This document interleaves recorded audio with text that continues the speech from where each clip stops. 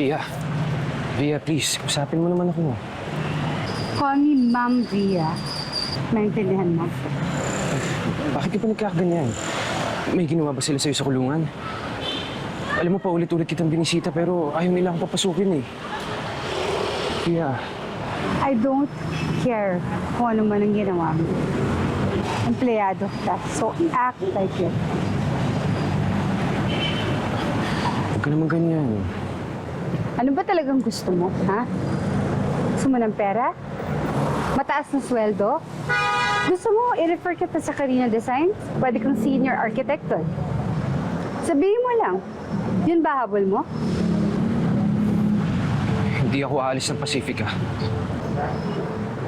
Then you should have kept your mouth shut. I thought I could trust you. Lalaki ka nga pala.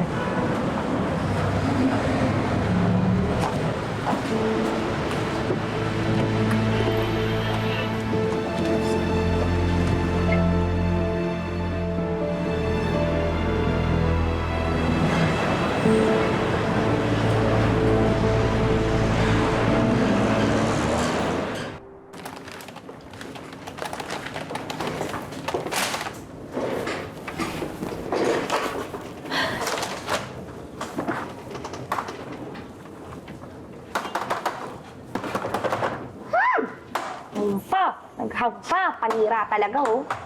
Nix, tulungan na kita dyan. Di na, kaya ko ayusin to. At kaya ko i-revise to para lang patunayan kay Ma'am Via na hindi ko kailangan ng ambag mo sa mga design para lang ipa-upload sa kanya to. Nix, teka lang eh. Hindi naman ganun si Ma'am Via eh. Fair siya sa lahat, okay? Naalala mo nung nakiusap ka na makapasok sa project na to. Pumayag siya. Kasi naniwala siya sa'yo. Oo nga eh. Akala ko nga rin eh. Pero mali pala ako. Ano nga naman bang laban ko sa'yo? Laban sa akin? Oo, Kaloy. Aminin na natin.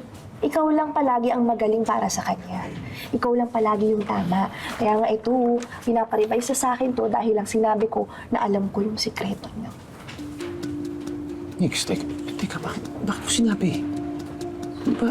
Di ba, sabi mo sa akin na wala kang pagsasabihan. Nga eh. Sabi ko na eh. Moving on. Pero alam mo ba kung ano yung nag-reaction niya? Ha? She denied it. Pinagmukha pa akong sinungaling. Dinay niya? Oo. Kaya kung ako sa'yo, tigilan mo na siya. Madadamay ka lang sa issue niya tapos iiwan ka lang din sa ito. Nix, matagal na akong damay dito. Tsaka desisyon ko to eh. Pwes, kung ayaw mong layuan siya, ako ang layuan mo. Hindi ko kailangan ng tulong mo. Hindi kita kailangan. Busy ako mag-revise.